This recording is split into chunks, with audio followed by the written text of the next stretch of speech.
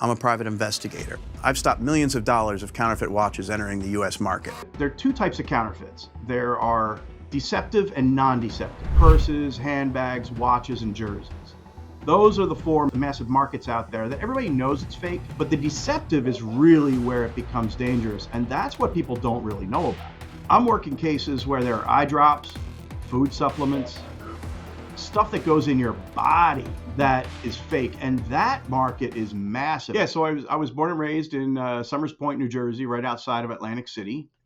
If you ever watch a show, Boardwalk Empire, and you see most of the time it's on an island called Atlantic City, obviously. Sometimes you'll see them in the woods with, whatever, pulling off crimes, bootlegging and things like that. Well, I come from the woods. And my father was a New Jersey state trooper. And while going through a divorce in 1981, my mother committed suicide. Oh. And that kind of threw us all for a loop. So my father ended up quitting the state police and starting a private investigative firm. And that was when I first started seeing my father work for the private sector. And of course, because of my mother's suicide, you had 4 people in one house with PTSD that didn't know how to handle it. So it was, it was a very rough 1980s teen years for me. But, we made it through. My dad started doing the regular kind of stuff that people you would expect would be doing in Atlantic City, a sort of a mob city, casino town. And this was the high time for the casinos in Atlantic City. The first casino license wasn't issued in Atlantic City until, I want to say, around 75, 76. So the casinos were just being built. And my father provided security for the Playboy Casino that eventually was one of the first casinos in Atlantic City to be built. And he was working for the casinos, staffing the security, and also doing some anti-fraud, anti-corruption cases and things like that. And then one day in the early 80s, he got a call from a PI who was in New York City, big-time PI doing work for Rolex and all the other brands. And then they asked him to start doing undercover buys and cease and desist letters and raids down on the Jersey Shore and eventually Pennsylvania and all of that. And I grew up with him doing that. And I never really wanted to be a part of the family business. I actually wanted to be a stand-up comic. I decided after high school to go into youth ministries, and I went to Bible college. After 3 semesters of that, I realized, love Jesus, hate the rules. I'm going to go to LA and become a stand-up comic. So why? What made you think you could like being a stand-up comic is hard? Oh man, I know. That's why I'm not one now. Right. So I went out there, and I had a cousin that went out there. Cousin's a year younger than me. Went out there to be a drummer. So I followed a year later, and when I did, I worked for a movie survey company and a video store. And then I met a girl, married her, still married to this day.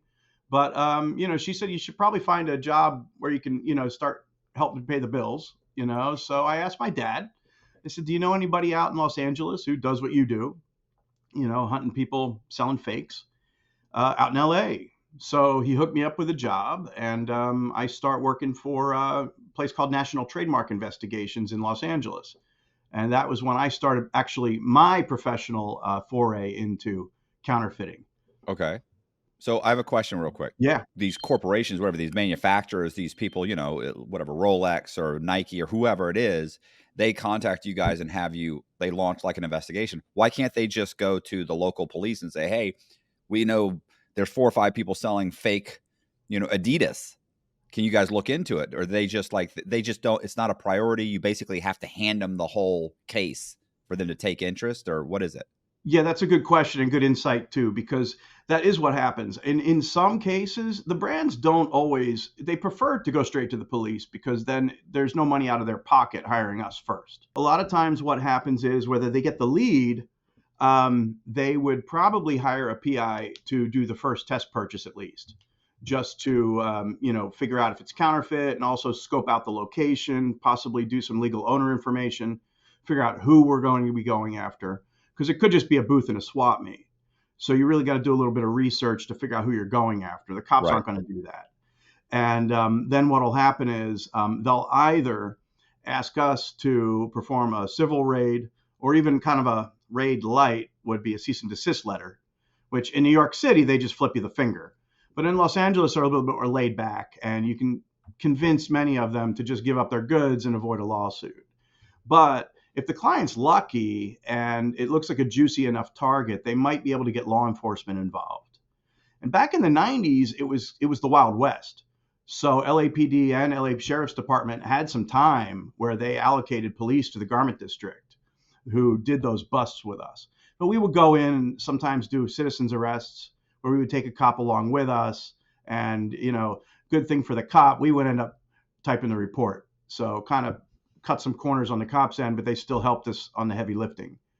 Like, how does that progress? Like, let's say, I understand you're saying you're do a raid, but I mean, do you guys have to, in order to get the police involved, do you have to type up an entire report before, Yeah. you make a buy, you go to them, and what if they're like, you bought two pair of Adidas. Like, I mean, okay, they're fake. I mean, what do you want us to do? We got murders. We got this, Exactly. how do you coax them into saying, look, this is a big deal? Most of the time, not. They'll either be interested or not, and they often have. And there's kind of a sidebar here that's very interesting because I'm part of a funded section of the Department of Justice where I work to consult on who gets certain grants in the IP in the counterfeiting world. So, for example, like when there aren't grants this year, but when there are grants for particular things, like, there's grants for AI now and all that other stuff. But when there are IP grants for counterfeiting, what happens is police departments will apply for those grants. Usually it's for like $400,000 for the year. And when they get those grants, they have to allocate those hours, those man hours to going after counterfeits. So if they apply for it, and it's overtime for a lot of these cops too. So that's a lot of times, especially nowadays, because you said there are murders and everything. So unless there's funding specifically for, enforcing counterfeits, you aren't going to see that much a police presence. So now to go into the raids, the way raids work, and a raid obviously is by force. I talked about cease and desist letters, which is basically, hey, why don't you give this stuff up? It's better for both of us. You can, avoid potential lawsuit if you give it up. And sometimes they do, sometimes they don't. But to perform a civil seizure, which is the civil version of a criminal raid, would be we would have to hire the U.S. Marshals in order to do that. So you would hire the marshals and also put up a rather sizable bond for the raid. So you have to have. I mean, you could also hire the sheriff's department in many cases, but in a lot of, because it's overtime work for them. Right. But a lot of times it's the marshals, just because there's federal jurisdiction if anything goes too haywire. Sometimes we've seen, terrorism, and stuff like that, links in those things, which the sheriff's department, helps out with too. The actual raid itself is where it gets kind of like a little disappointing to the viewers here, because you think of a raid as a lot of action and, hey, run, go, go, go, and cops everywhere and all that. Well, that's not actually how a raid should go if the enforcement team does their job properly. You see Dog the Bounty Hunter and there's always action, right? You see these shows, there's always action. I always say, if there is any action, the enforcement team probably didn't do their job right. There shouldn't be any. So what would happen in a typical raid is that we plan properly. We know when the guy's going to be there. We know when he's going to be off guard. We probably have an undercover, a UC, setting up a buy or setting up some sort of a wholesale buy. So we know there's going to be some quantity there in case the warehouse is depleted. And then we would stage at, say, like a Burger King parking lot or a hotel parking lot. And we would stage there with the U-Hauls that we probably would rent, depending on how much we expect to get, with the law enforcement, the marshals or the sheriffs. And we would give them all instructions on who the subject is. And we would plan all this. Then we would wait at the parking lot until the marshals have secured the location. So usually as an investigator, I never see the action. We go in after it's secured, after they make sure there's no guns and all that other kind of stuff. And the subjects are all in one particular corner of the location. If it's a house, probably the living room. If it's a business location, it'll probably be either in the office or out in the where the customers are. So we can do our business. And the rest of the raid is basically just doing inventory and discovering things. A lot of times things are in hidden locations and things like that. But yeah, just doing inventory and hand them a receipt in the end, telling them that, this is what we have. You want to check against it. Here it is. You can go count everything and, you can claim it back if the case goes your way. Who are the typical, what are some of the big names like clients? Well, a lot of the raids, especially in my heyday, like I'm talking the 90s, the heyday was, especially in my days in Los Angeles, it was comic book characters. Believe it or not, Jurassic Park, Rugrats, Power Rangers, Batman, Looney Tunes, T-shirts, little toy wallets for kids. I mean, everything you could think of, toys, actual toys of Spider-Man, Batman, and those things.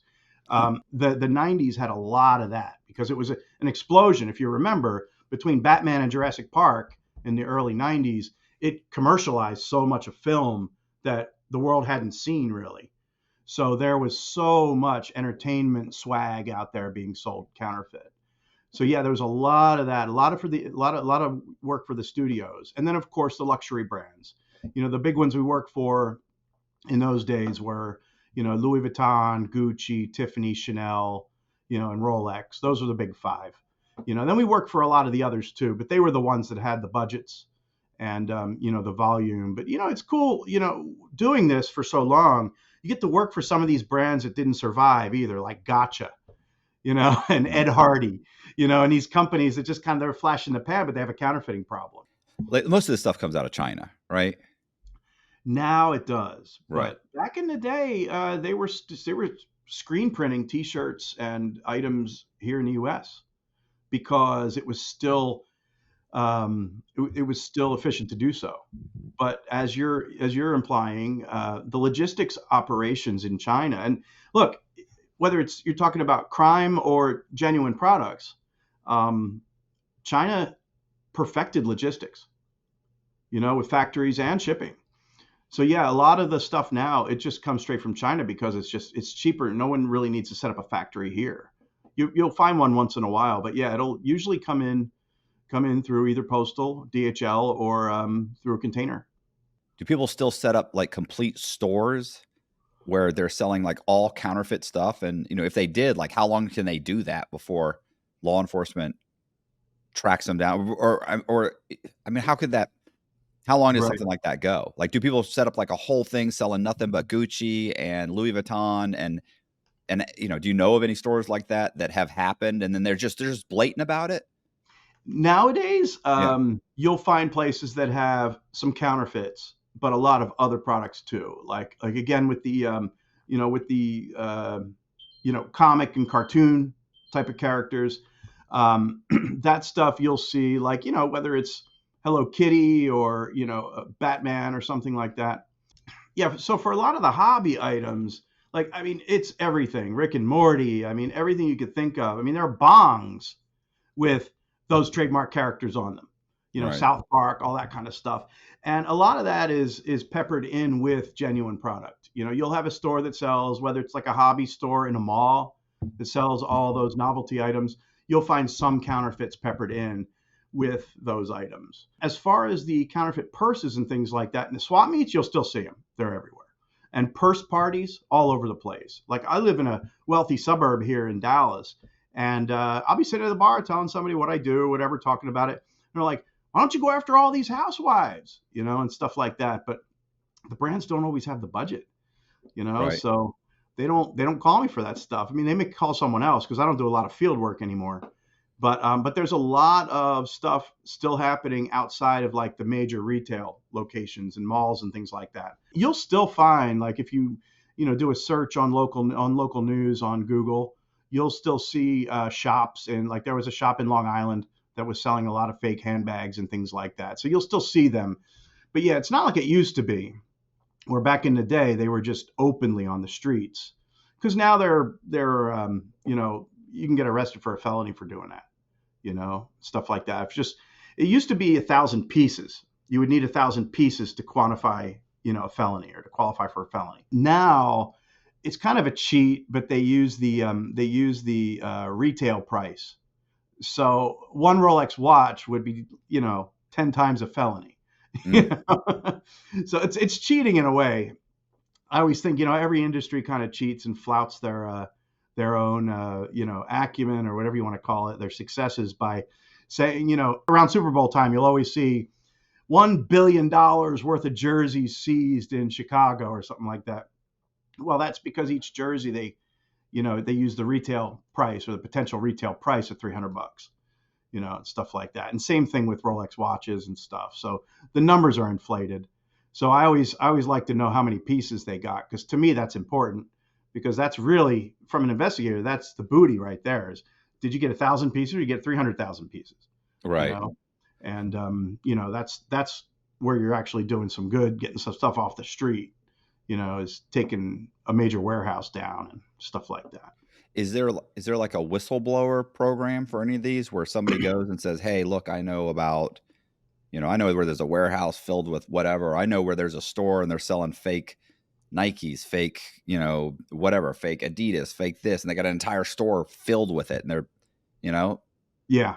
You would think you would think there would be some kind of an association that gave away, that did had whatever funds to try and turn people in. There do they just are. Not care? Do they just not care? Well, I know it's funny.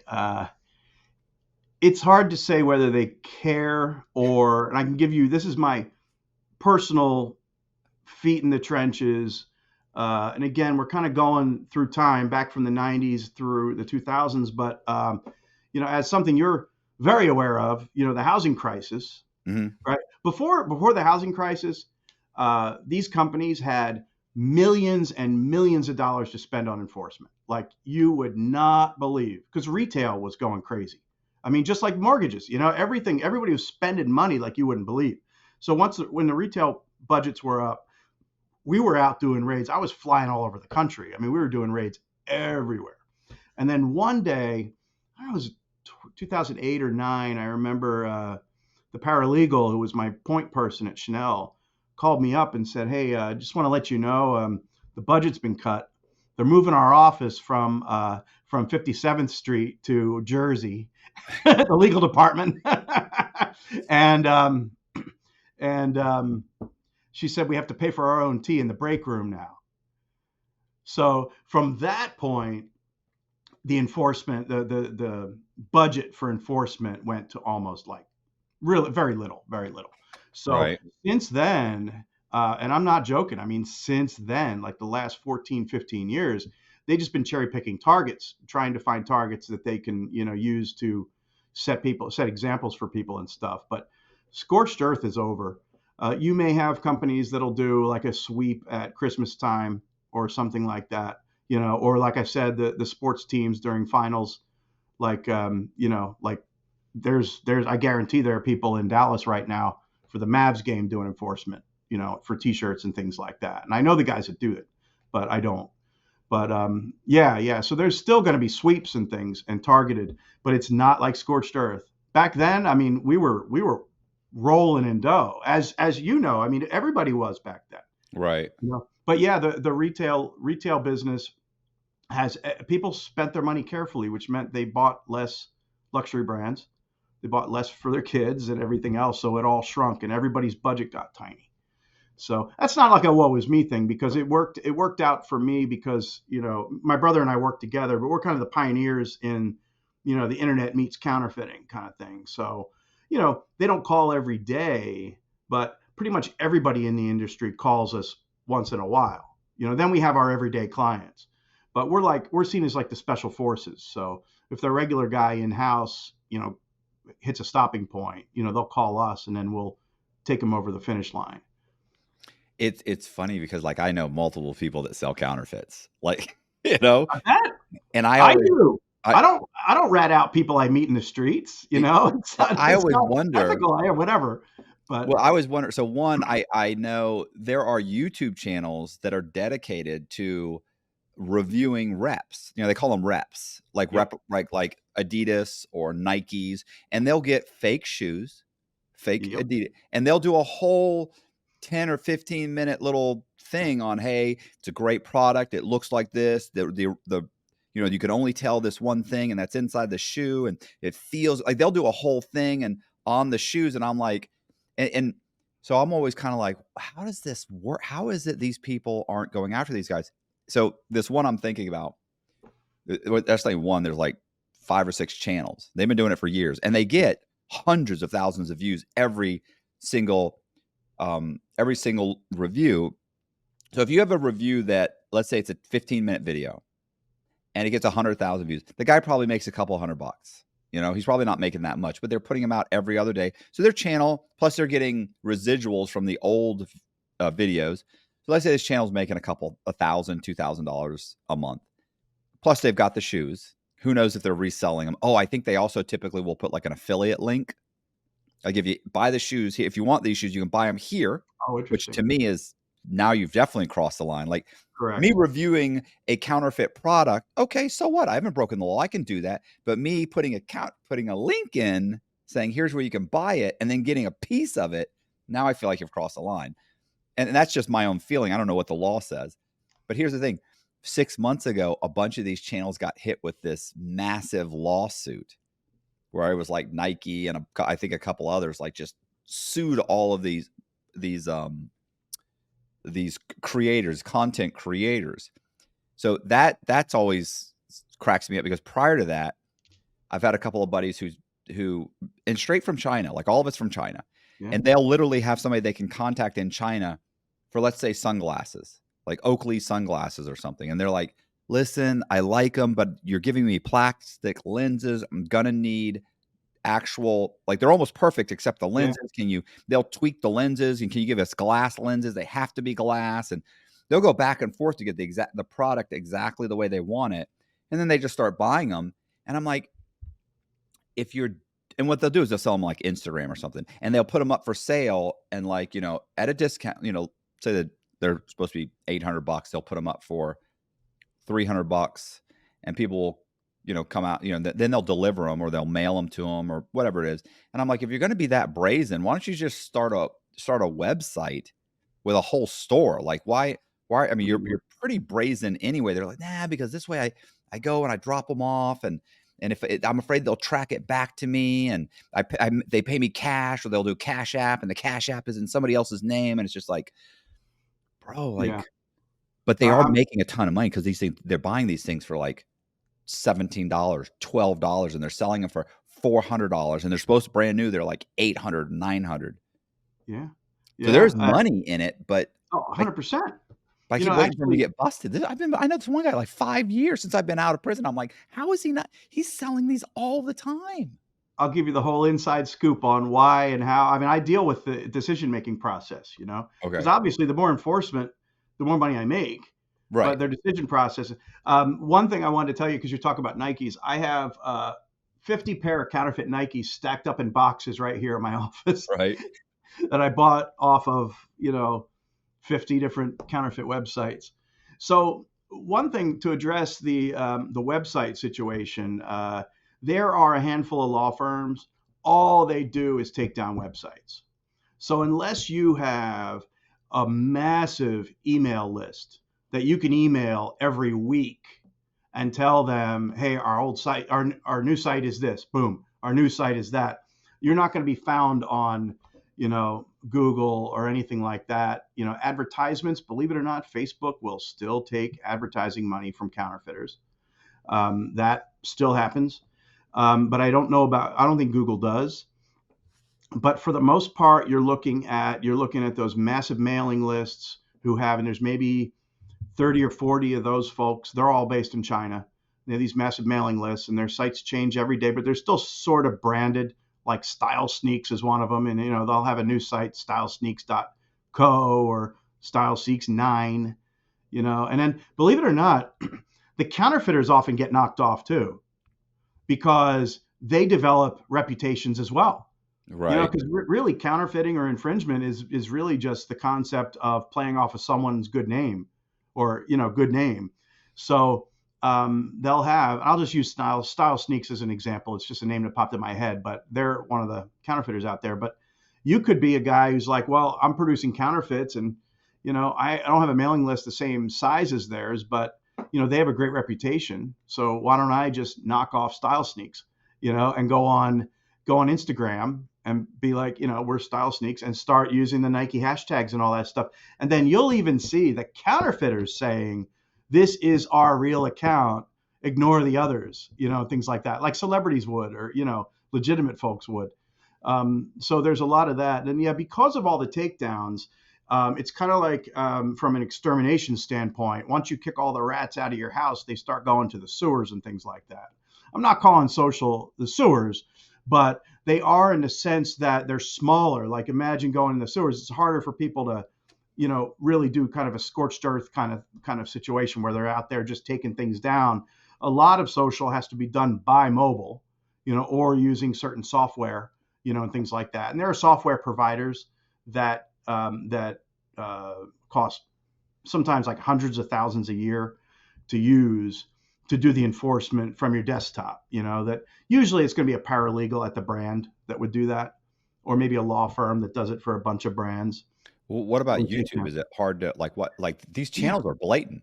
Yeah, and that's the interesting thing you say that, because I don't think I've noticed the affiliate links, but what I was going to tell you about the counterfeiting. Now, you have federal statutes really only apply to trafficking. So the sale of one or two items, or even like an affiliate link wouldn't be considered trafficking, right? That's why you always hear about the feds involved when something comes over by container, or something like that. But there's state laws in most states that say the display for sale of counterfeits, which isn't as strong, or the sale of counterfeits. You always want to be able to get a buy. Like if I were to put a case together against one of these YouTube folks, I would click the affiliate link and obviously show screenshots of the entire process. And I would take the affiliate links and probably, take apart the link so I could show this is the affiliate account number and blah, blah, blah, all that kind of stuff from the long affiliate link. And then I will go ahead and show that it led to the website, make the purchase, receive the goods, and put together something like this. This is just a sample of what I provide to the client. This is for a Nolan Ryan jersey, Go Rangers. But I put together something like this with what I would call a lit pack. And this is a buy report summary here. And I would send that on to the client. And this is what they would take to court. And then they could say, if they were to go after one of these YouTube folks, they could say, our investigator went to that YouTube channel, was instructed to go to that link, and and here's the goods. So they could do that. I don't know. I haven't heard of any clients doing that yet, but that would be the process. And that's how, if they asked me, that's how I would go about that. Right. Well, I was going to say a bunch of these YouTubers got sued because like the lawsuits online, there was a couple of articles about it. What other questions did I have? Okay. So what are some of the bigger cases that like when you first started or throughout your career, like some of the bigger, more interesting cases or even tracking these guys down? That can't be, I don't know. Is that easy or is that hard? Like, I think it's probably harder now. Back then it was probably easier. No. Or I got it backwards. No, actually it's just that humans adapt. So, the hard ones are always hard to find no matter what. Nowadays it's easier in the sense that because of Google Earth, I don't have to hire a guy in Cleveland to go check out an address as often. You know what I mean? Right. I can do that. But on the same hand, privacy on the internet is so easy for the layman now, that it's a lot harder to track people than it was back in the early thousands. You know what I mean? Things like that. Right. So it's kind of, it kind of goes back and forth on that. But yeah, if you're selling a physical product, you're always going to have a logistics chain and also a financial chain. So if I can't, and I always work from an open source standpoint, I'm tracking this guy based on the data that I get from him. You know what I mean? And if I can't track him down using, my 30-year bag of tricks, then I'll provide the subpoena info to the client and say, well, here's where you can take it further. And they can go to the registrar for the domain, or to YouTube for the user info, things like that, and even to the banks for the credit card charge and all that kind of stuff. And it's interesting, and I know we could talk about so many different things because, again, you're very familiar with the financial side of it. The Chinese folks now, they, and I'm talking. Well, first I want to tell you that there are two types of counterfeits. There are deceptive and non-deceptive. Okay. The deceptive counterfeits are really the danger. Non-deceptive counterfeits, I don't care what anybody says, child labor and all that stuff. And I'm quoted because they're industry talking points. I'm quoted saying, yeah, there's child labor and stuff. But, even legitimate companies are accused of child labor in China. Right. But the non-deceptive are, like I say, the big four, purses, handbags, watches, and jerseys. Those are the four massive, products, massive markets out there that everybody knows it's fake. They know they're getting something on the man and they're getting a break on something. Even athletes, I've heard, because I know guys at some of these brands, athletes who are represented by the brands, and they say, well, they don't make this color. You guys don't make this color. I have to buy it off the China sites, I know a guy that sells fake watches in general, but he's like, look, you'd be shocked how many Buccaneers, and he calls them like high-end fakes. He's like, you don't understand. You can look at this and it's almost impossible. He's like, to tell. He's almost identical. Yeah. He's like, and this is an $80,000 Rolex or $100,000. He's like that. And he goes, listen, granted, it's $4,500. You've got Buccaneers players who are wearing these $4,500 Rolexes that looks like an $80,000 Rolex, but nobody can tell. He's like, and you'll see them, photographs of them talking with this Rolex. And he's like, I sold that. That's fake.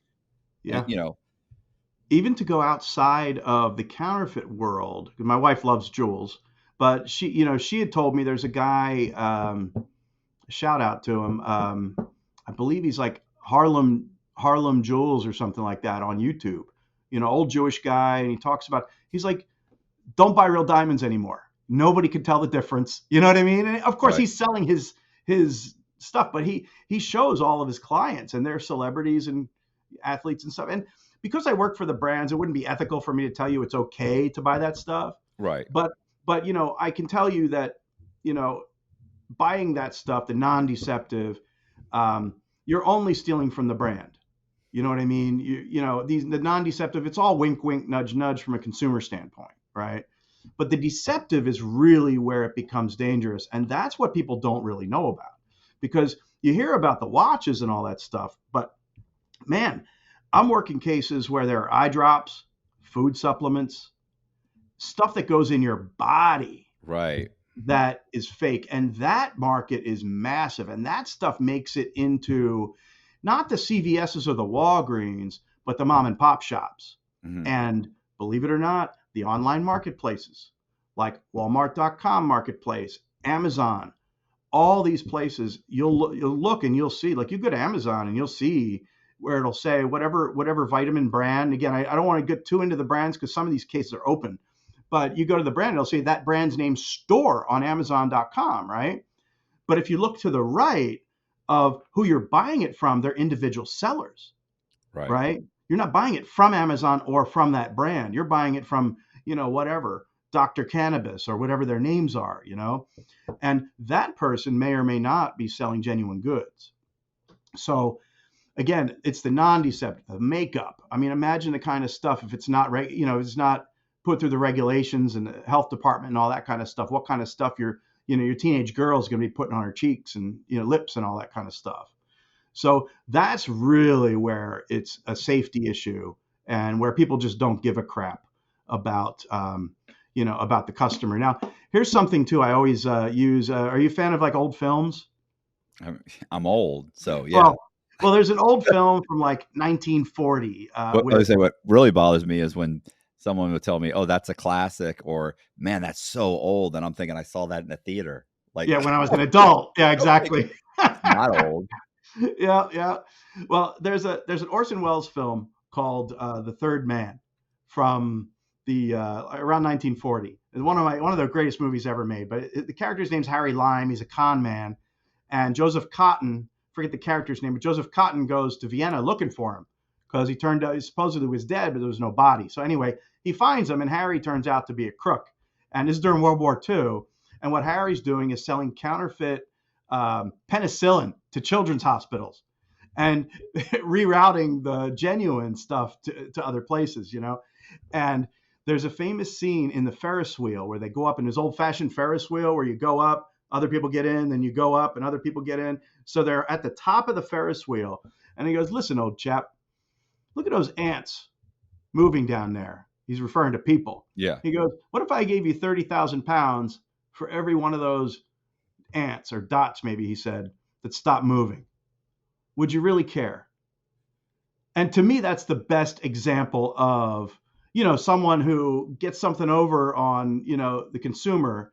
And the further you distance yourself from the crime, the more they just look like ants or dots.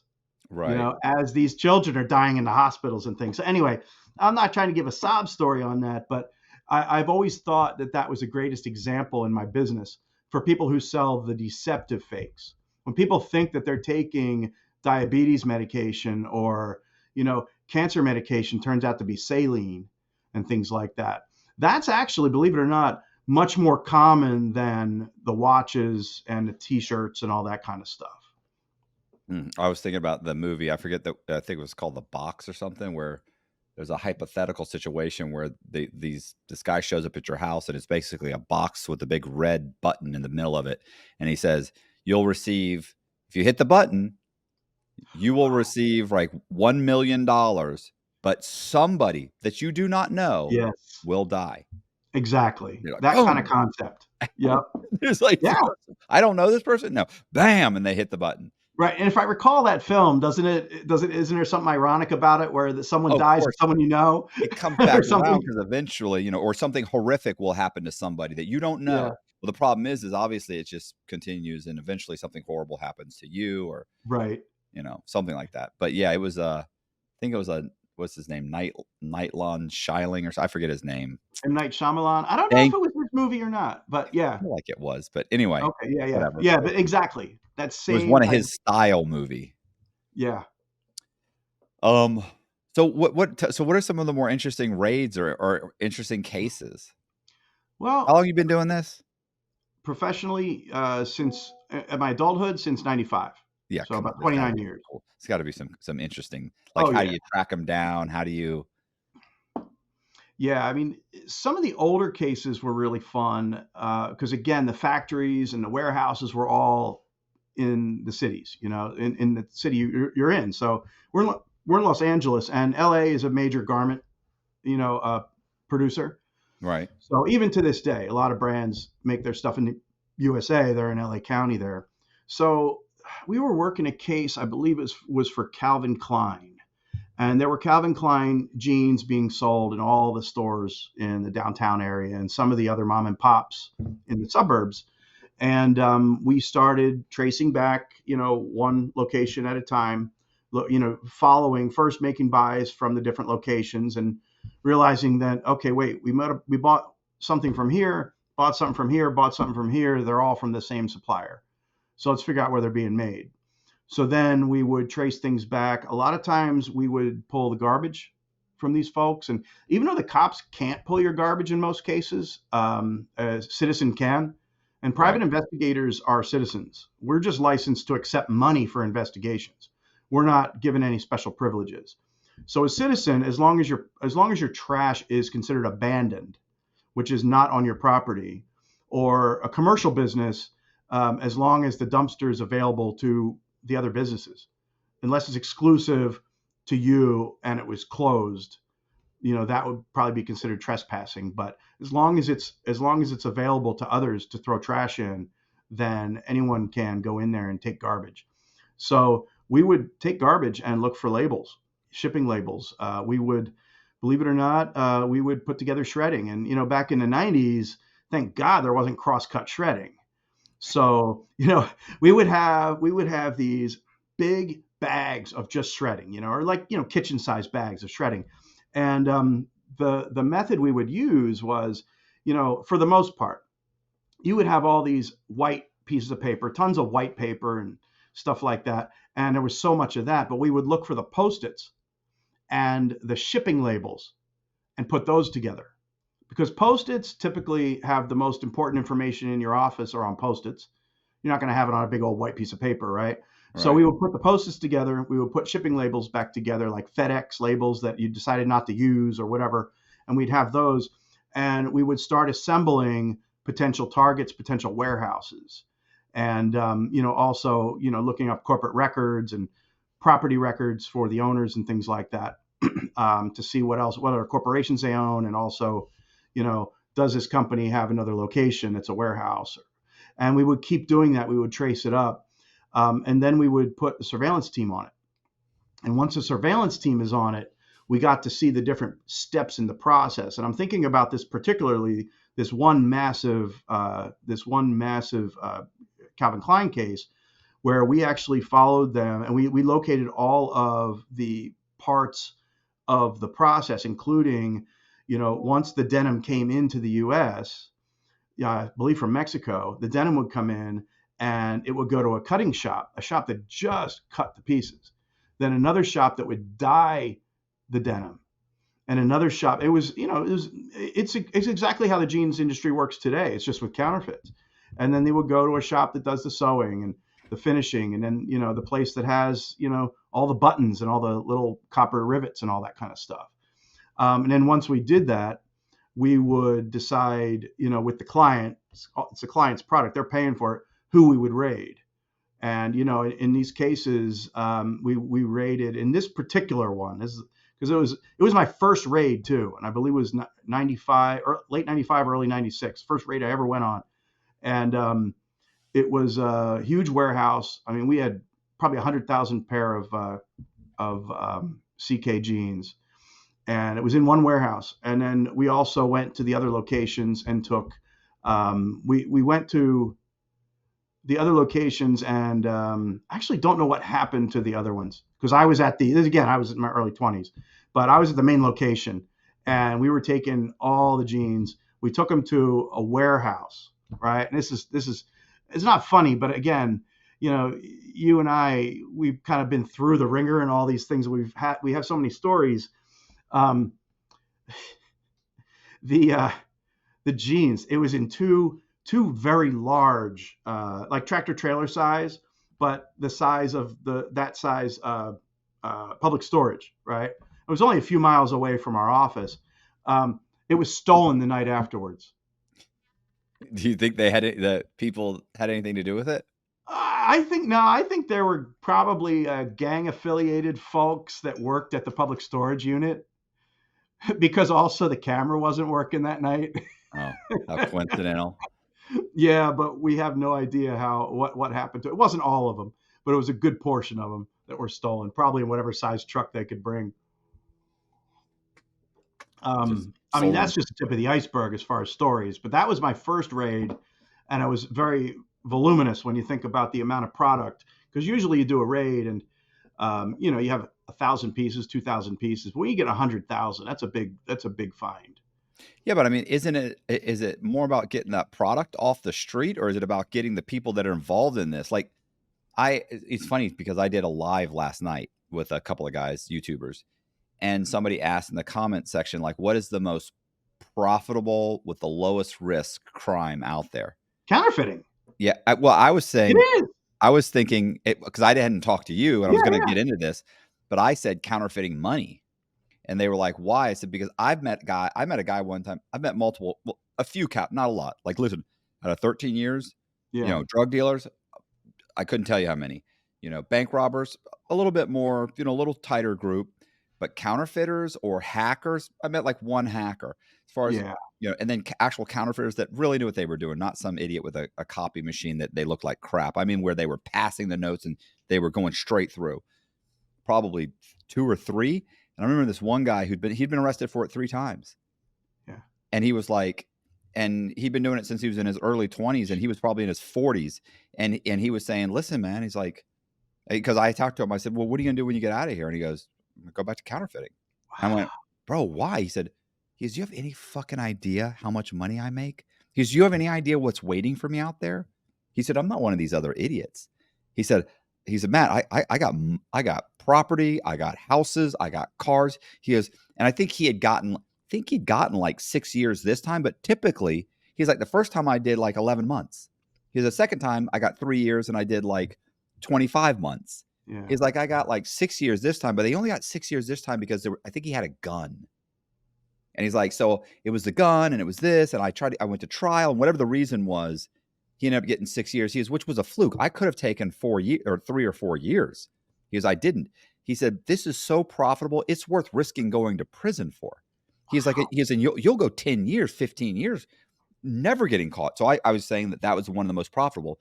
But what I'm saying was, in your case, in the counterfeiter's case, like, isn't it more about getting that guy, those people off the street? Because to me, they'll probably go right back out and start again if the punishment isn't stiff enough.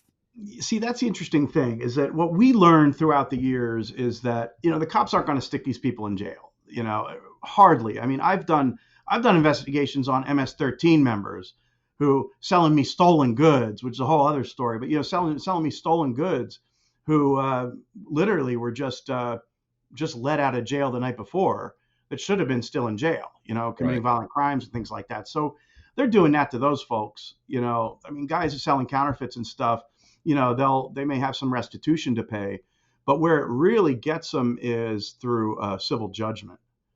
And we've gotten people, I mean, we've taken people's houses, man. I mean, like a guy, I remember one time I felt bad about, all I was the bringer of bad news. The client was the one that sued him. And, of course, I checked his assets and stuff. They're not going to sue a guy that doesn't have any assets. Right. But, if you have a house with equity in it, you could probably pay 70 grand or 100 grand, or something like that. I mean, or at least get a judgment on the house. Someday you'll pay it. Yeah. But also even just with a settlement, take out a mortgage, take out a second mortgage and pay us, or we're going to go for a default. A lot of times these people don't show up, and you'll get a default judgment. It's whatever we ask for. And the crazy thing about a default judgment is the client now asks for, I forget what the amount is now, but they'll ask for a certain amount per trademark. So for a Louis Vuitton bag that has 50 trademarks on it, that's 50 times 1,000 or whatever it is. That's one bag. Right. You know what I mean? So they'll quantify that to the point where it's so ridiculous that you're paying them for the rest of your life. I've seen that. I actually, I've been a part of seizures where we've been to people's houses. This one in particular, it was sad. I mean, we even, I don't think we actually took the parrot, but we took everything but the parrot, the television, left the underwear, left the Bible, but pretty much everything else we took and, gave it to an auction house to auction it off to settle some of that. So you're saying that none of these guys go to jail? I'm not saying none of them do. I'm just saying that I haven't seen many of them go to jail. And again, it's partially because the allocation. I mean, especially I'm in Dallas now, but when I used to be in LA County, I mean, they don't have any room for those folks. They don't want to throw anybody into jail. But I'm saying if it was like New York City or something, like what kind of time do they get? I don't know. I mean, some of these guys, if you can get them on trafficking, the federal prison stint can be long. You could do 5-6 years for trafficking charges, but a one-time misdemeanor or felony, probably not so much, Right. But again, if you keep on going, the brands will sue you. And then, and again, it's really just like picking, it's like speeding. Most people don't get caught speeding, right? Or even selling drugs and things like that. A few of them do. It's just if you're that one, then you're screwed, and it's always the case. It's always the case. That one, he's the one that the example is made out of. Everyone else gets off scot-free, but, it's always a matter of, you know what I'm saying? Mm-hmm. It's always a matter of who's the one that gets, who's the one that is still holding the bag in the end. So what are these products? Do they typically look like? I mean, are a lot of these products easily identified, or do you ever would you grab stuff and look at it and be like, listen, this looks just as good as Nike's, Air Jordan, whatever. Hey, for all I know, these are Rolexes. I'm going to grab them and look at them and be like, no, that's, there used to be with the Rolex, it would tick or it wouldn't tick or, like that's all I know. Yeah. Well, actually, the ticking situation ended in the 90s. I'll show you a watch here. This is believe it or not, this is a Rolex that I purchased off the internet for $12. See if I can get out of the light there. Okay. $12. And this is the kind of watch that from 10 feet away, it probably looks like a Rolex. But once you start feeling it, it's pretty flimsy. And this one has the single tick. But if you start spending, say, $300, the nicer, they're like the mid-level counterfeits, those will have the sweeping hand. The mid-level counterfeits, though, to a trained eye, will still be found to be counterfeit. There are little things like, well, this is a $12 one, but you'll see the word Rolex being written inside the very inside of the bezel. Well, that's not lined up properly. There should be an R or an X next to each of the time points. Now, the ones that cost more than $800, and that's what you were saying, they go up to in the thousands. Many of those, they call them super clones or soups or even Epic. I've seen Epic recently. You'll see, and they have to keep changing the names because of the keywords and the brands using the keywords. So that's, kind of why the names keep changing. You'll see 1:1 a lot as well, just because it's a real easy way to say 1-to-1 replica, like a 1 and a colon and the number 1 afterwards. So often you'll see that because that's hard to pull up everything that says 1-to-1 on the internet. So people will often include that, and it just means 1-to-1 replica. And they're claiming that. It doesn't mean it is. But yeah, the higher end ones, they're Swiss movement. They're not Japan movements. Like a lot of these are all Japan movements, the cheaper ones. Then the ones that go into the thousands are Swiss movements.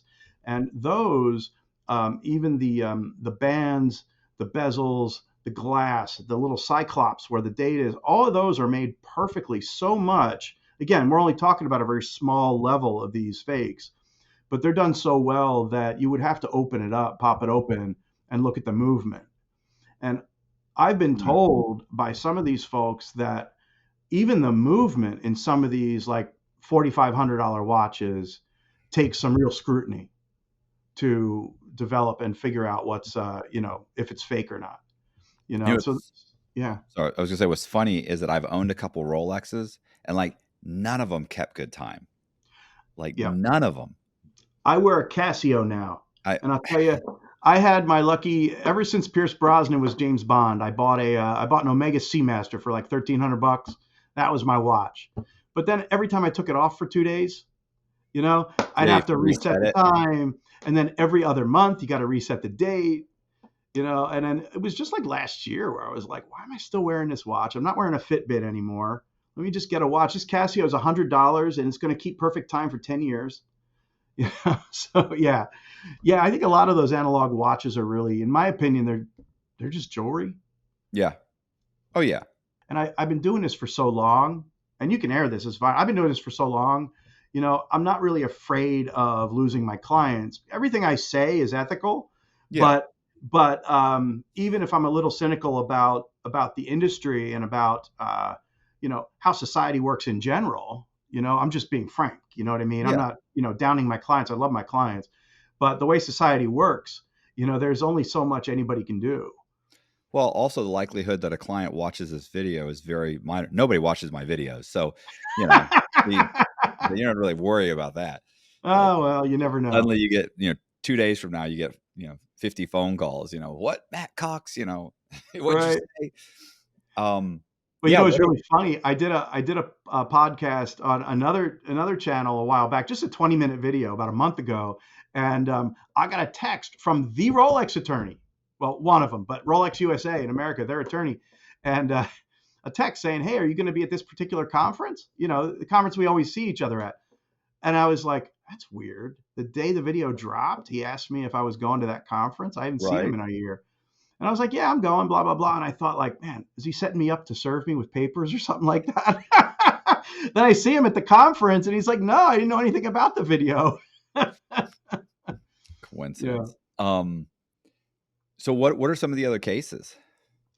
There was a major case in mid 2000s when spam in the mid 2000s. There was a time when every single spam you saw was counterfeit watches, replica watches, and this is in the early to mid 2000s, and it was just the replica watch spam was out of control, and make it into your inboxes, in your spam boxes, and spam boxes weren't even very good back then, spam filters, I mean. So every day you're waking up and there's, buy Rolex watches, Chanel, every kind of brand watches you could think of, their advertisements for. Here's a fake Chanel watch too there. It was purchased around that time. So what we ended up doing was, and again, we get our assignments from the client. We don't do anything, on spec. So a client will send, an email over, hey, can you buy blah, blah, blah from these 5 websites? Then we'll make 5 buys and we receive the goods. And we put all that in a package like, what I mentioned here, and send it off to them. Then they authenticate it and then tell us, okay, this was fake. Can you tell us who this was? Track them down. And, back then, it was even easy to track down people in China. It was just people, there was a lot less privacy tools back then. So, we were tracking all these folks down. And then what happened was after, say, 20 or 30 of these buys, or maybe more, we started seeing the same payee on every one. And I think it was iReplica with a 415 phone number, which turned out it was a, VoIP number, fake phone number, but it was usable. It was a customer service number. And the products were all being shipped from China. But that customer service number was answered by an English-speaking female with an American accent. And I got on the phone with her and just started chit-chatting, as a regular customer. But part of my job, as you can tell, I like to talk. So, I can engage these bad guys into long conversations and start talking about the weather. And then all of a sudden we're talking about the dogs and everything else. And then I got this really long call with her. And she worked in a trailer park in the, I think it was Asheville, North Carolina. And she was telling me how she found the job. And it was her friend that told her about it. And her friend does it too and all that stuff. And it gave us kind of a good snapshot of how they were working their customer service. And then the next step was to start tracing back the websites. So we're importing our jobs to China and India and Pakistan to answer phones, and they're exporting their jobs back out to Americans to answer for the, you know what I'm saying? It's funny that they want, like, you know what I'm saying? Sorry. Well, the funniest part about that, though, that you bring up is that the bad guys were all Russians, and we found that out later on. So it was the Russians sourcing to the Chinese and using Americans for customer service, and also for other things. Now, the way we traced back up to this, we started with the packages in China. We figured out where a lot of that stuff was going, and then we started tracing IP addresses and the ISPs, which are the service someone would use to connect to the internet, and start finding commonalities within all those cases to find out how many parties we had. And we could, link, say, okay, these 17 emails came from this particular mail server, and continue things like that.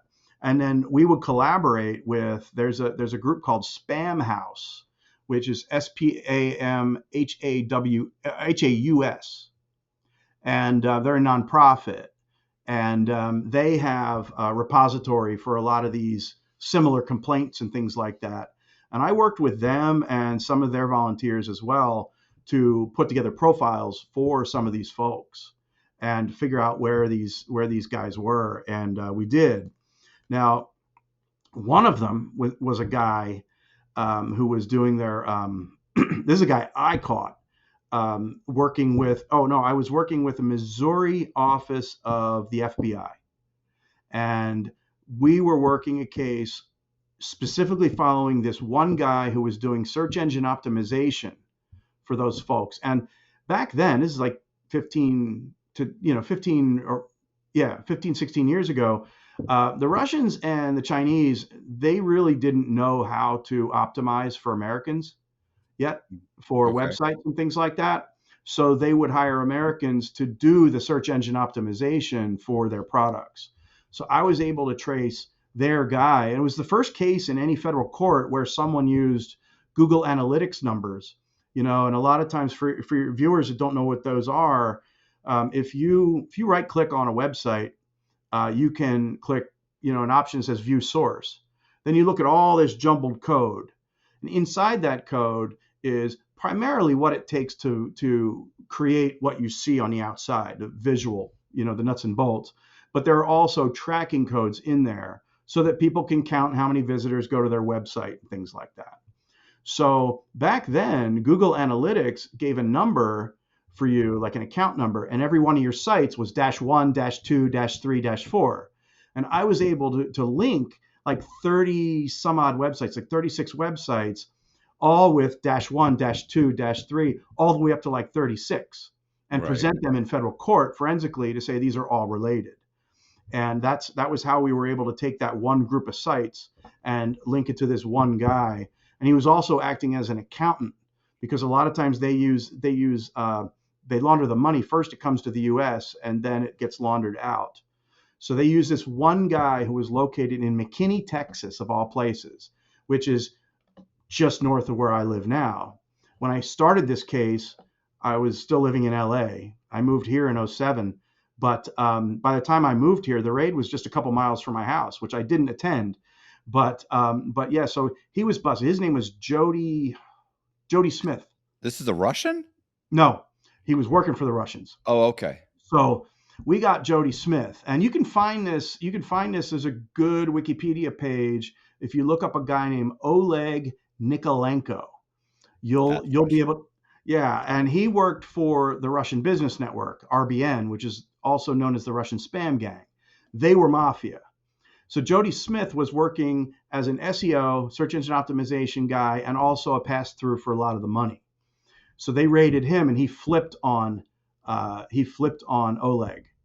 And there was another guy named Lance Atkinson that was a part of this too that I didn't work on. I think some of my work product helped, but it was Lance Atkinson in New Zealand. But anyway, that all led up to this guy named Oleg Nikolenko. And he was in Russia, scot-free, and he decided to go to Vegas for some odd reason. He went to Vegas for, I don't know what show it was, if it was for DEF CON or some, conference, but he went to Vegas and got busted by the marshals. That's how he got caught.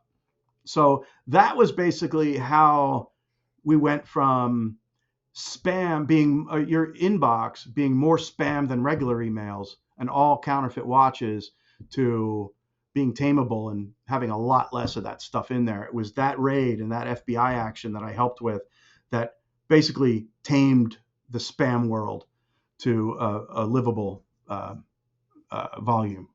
What happened to the Russian? What did he get? Did he get any time? No. I never know the end of the story. Oh, that sucks. Never know the end of the follow story. Up. I would have to follow up. I'd be writing these little stories down. I bet you some of that's in his Wikipedia. Yeah, some of that's in his Wikipedia. I just work so many cases that they start to just kind of pile on top of each other. I'm working a big one now, and I don't even know if I'm going to know where that guy goes, because the case is, I'm on to the next case before court. Yeah, the resolution. Yeah. Yeah. Because it takes forever for it to resolve. Like, you might be done with your work, and then they have to plead guilty, and then they have to be sentenced, and all that takes. If they do it quick, it takes 6 months to a year. That's quick. Yeah, and if I do my job right, I'm not going to have to testify. In most cases. I mean, obviously, you have lawyers that are going to be a pain in the behind and make me testify anyway. But for the most part, my evidence is stipulated because I do a good job, and even the opposing counsel really can't poke that many holes in it. So they'll just stipulate my evidence, and I just won't hear anything. And then maybe one day, they say to me, this has happened. Hey, can you come to whatever, Memphis or whatever it is, show up in court, like a sentencing, like you show up at sentencing to, testify that anything like that ever, or typically just trials? Yeah, well, I've shown, never sentencing, because that's more for victim impact. Oh, okay. So, and I'm not part of that section. Usually they would have someone who works at the company to come up and say, well, here's whatever, here's what the bean counter said that we lost, right. But yeah, never in sentencing. But I have had a counterfeiter text me from sentencing once.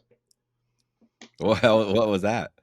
What was that She story? was, when you talk about crazy femme fatale characters, this woman takes the cake.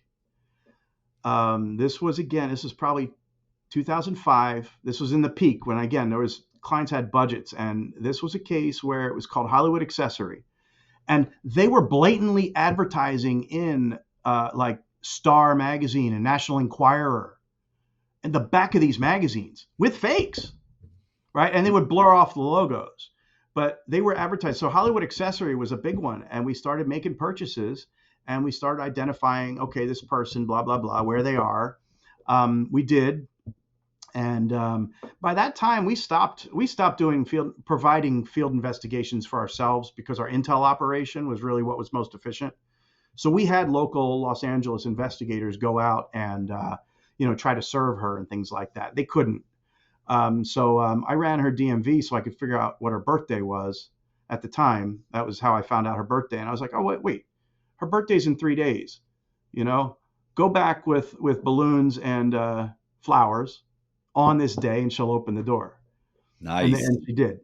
Yeah. And also coincidentally, she lived 2 blocks from where I used to live in Beverly Hills.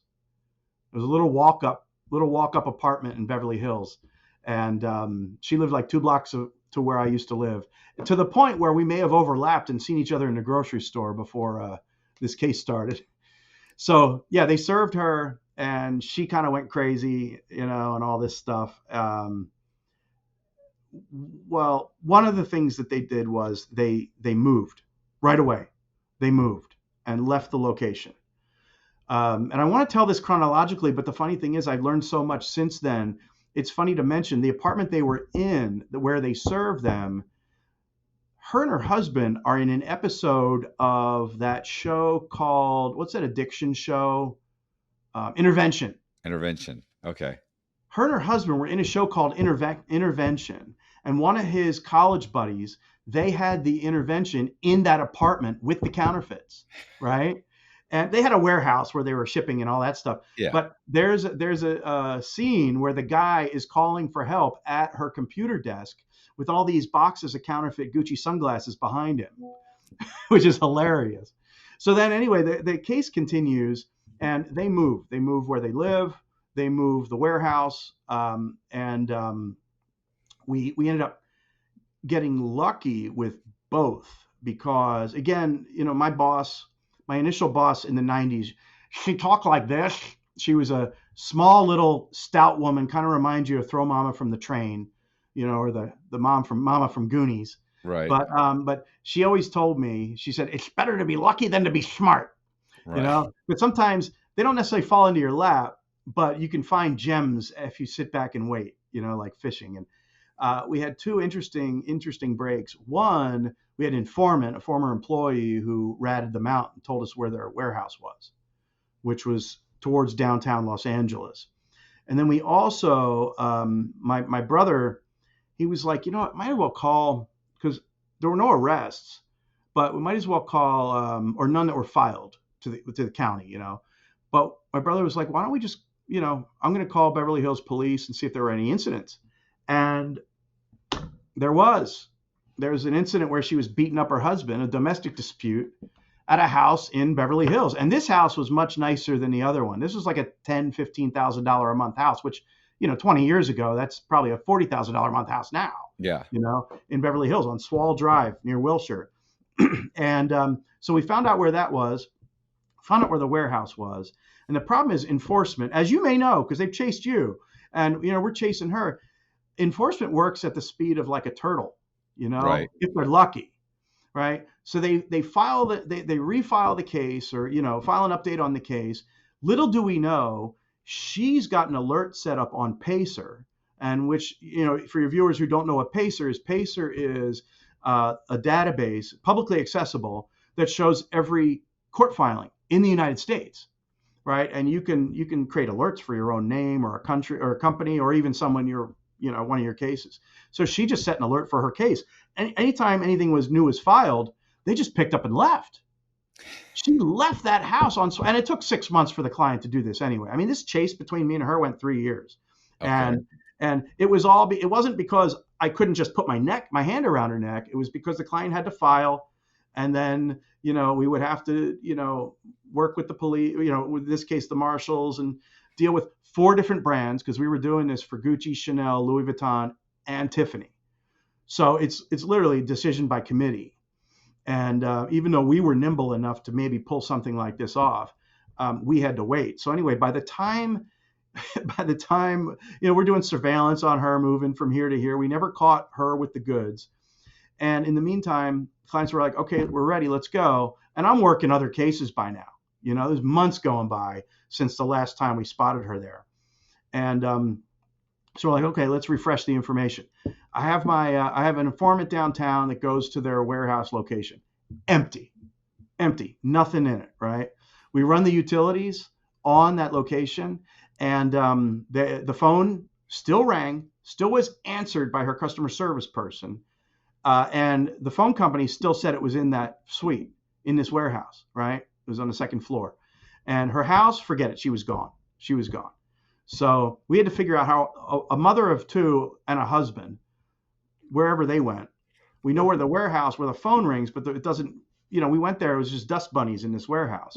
Right. Okay. So again, time goes by, we're still collecting the data off the website and finding things, but she keeps moving. And every time we figure out where she is, the client again moves at a snail's pace, and we get to move in. Okay, so things start shaping up, and then we get a call from another pissed off employee. Right. The pissed off employee says that she's out in, I want to say like Apple Valley, California, which is in the middle of nowhere in like meth country. Okay, so picture Breaking Bad. That's Right. kind of where this area was. So we're out there.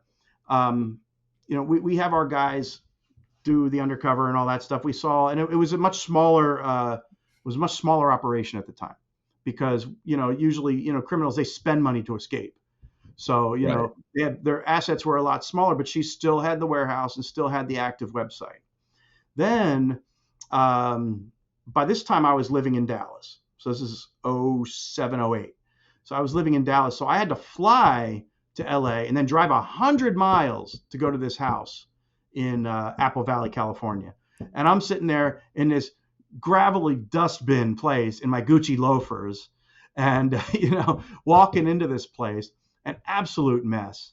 Like they were on the run. It kind of reminded me of the end of Goodfellas, where they're stirring the pot of spaghetti, and the house is not what you would expect for someone who had made that kind of money. Right. And they had a garage where all this stuff was made from. And that was the day that we did the raid on her, or it was sold. And believe it or not, that raid was not, we worked with I think San Bernardino County sheriffs. And we also, what we did was, so we didn't have to do this twice, we did our judgment collection on the civil seizure the same day that they arrested her. So we did the criminal and the civil seizure of assets on the same day. And we were there with the assistant DA and a bunch of the cops. By the time I got there, they already carted her out. Her name was Yvette Barreto, okay, and her husband, Marcos. So they already carted her out. The kids were out of the house, and we were conducting the raid. And when I got there, because she already figured out who I was, because I was chasing her all this time, right? She said to the cops, and the DA, who's now a judge, said to me, he said, I think we're going to have to put some people on you tonight, because she's coming after you, right? And I was like, oh, man, what am I going to do? So anyway, I only stayed in LA for another day or so, and I went back to Dallas, back to my office.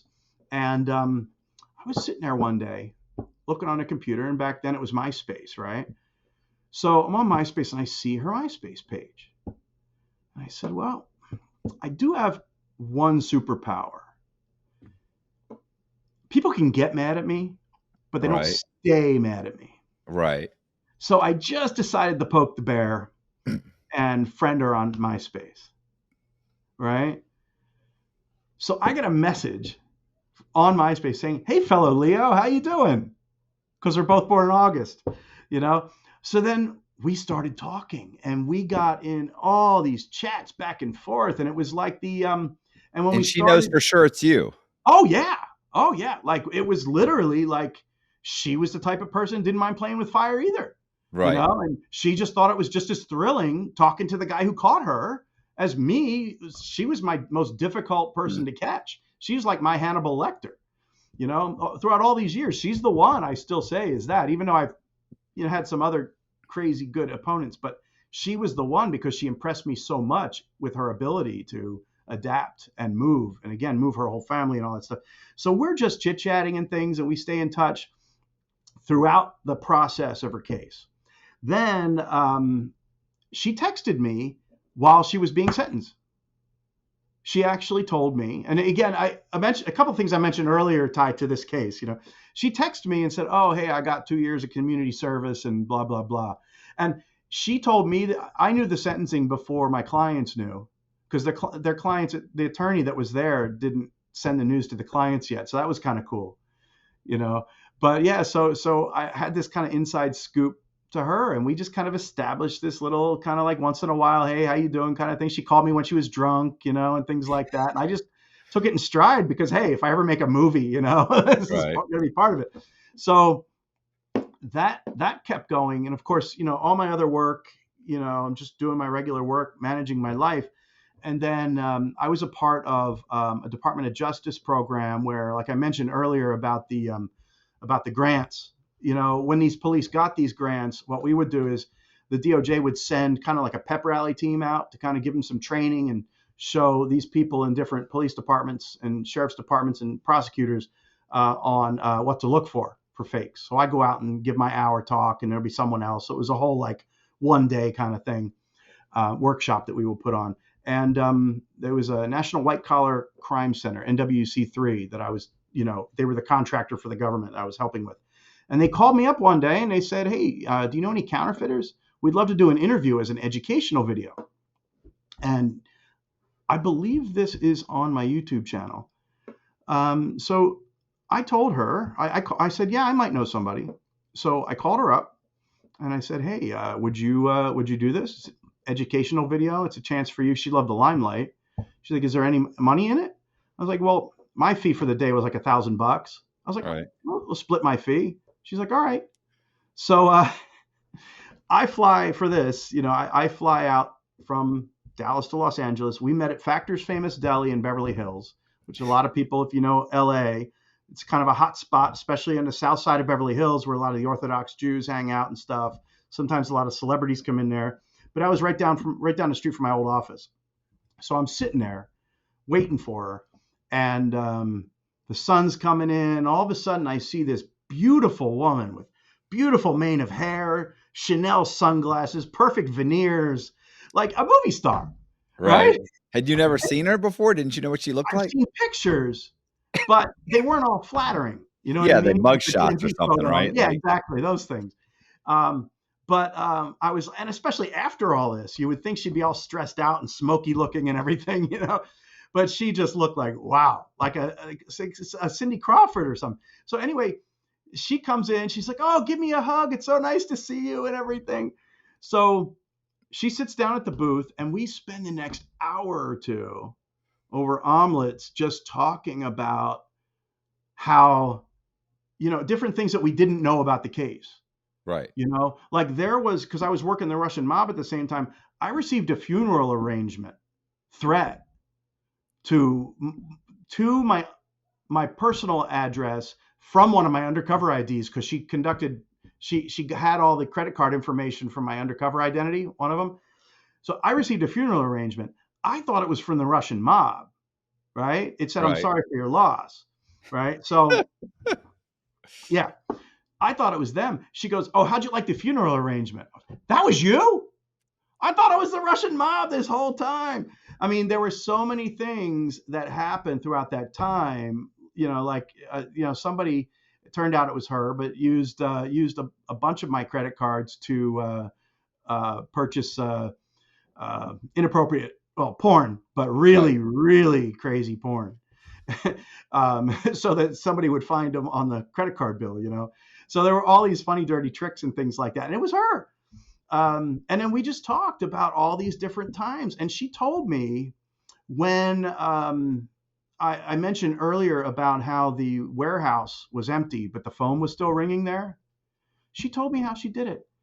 She decided she was making so much money at the time to continue renting that warehouse that was empty, rent the warehouse that was 2 floors above, wire her phones, her electricity, all that stuff up the elevator shaft to the 4th floor.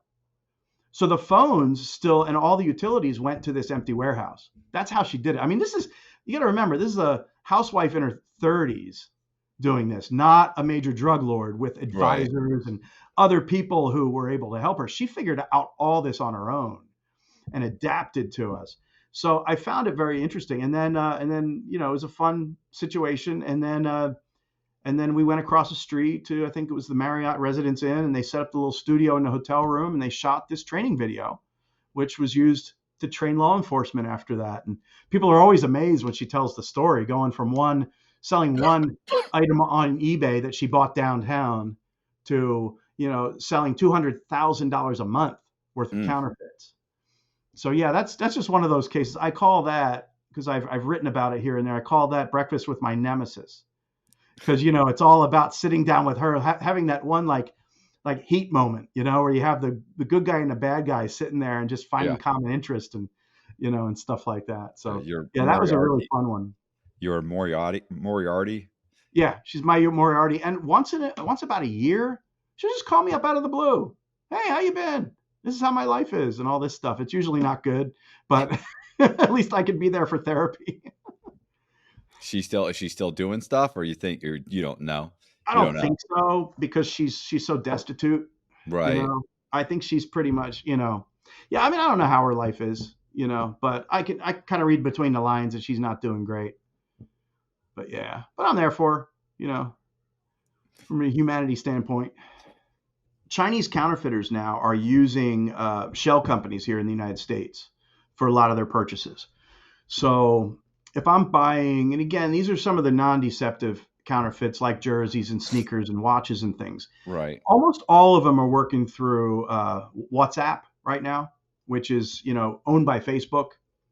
And they're also using WeChat, which is owned by Tencent, which is a Chinese company. So they're mostly working through chat and not email as much anymore, especially websites, because credit card companies are constantly shutting down the merchant accounts on the websites. Right.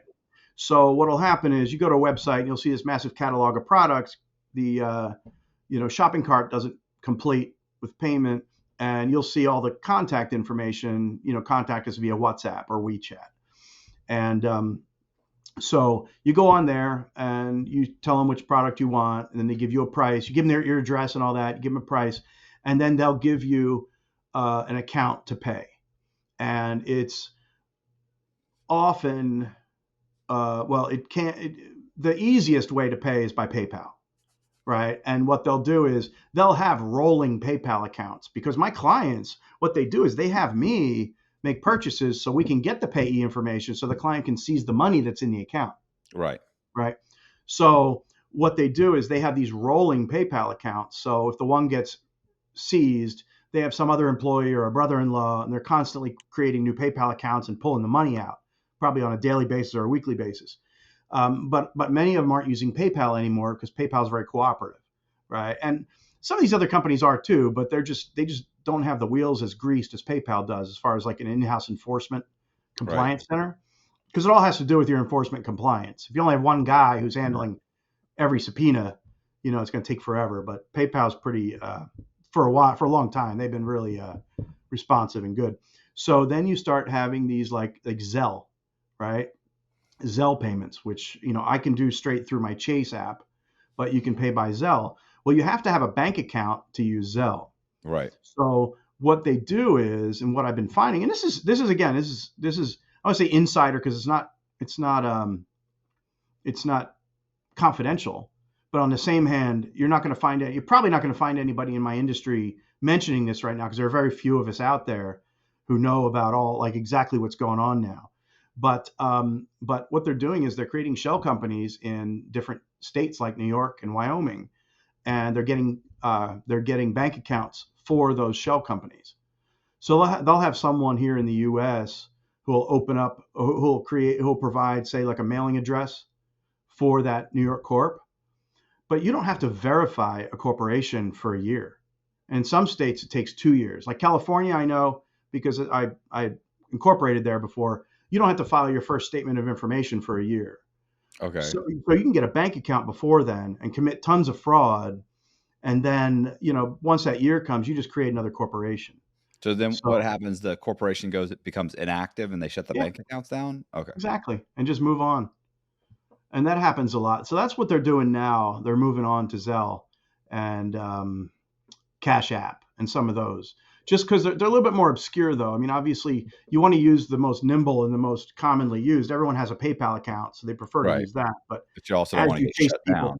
yeah, as you chase people into the sewer, they go to the less used services and things like that. But yeah, those are some good cases. I mean, I've gone against the Saudis. My father's gone against the Vietnamese mafia. I found dead bodies in my backyard when I was 15. How'd that happen? What was that? The dead bodies? Yeah.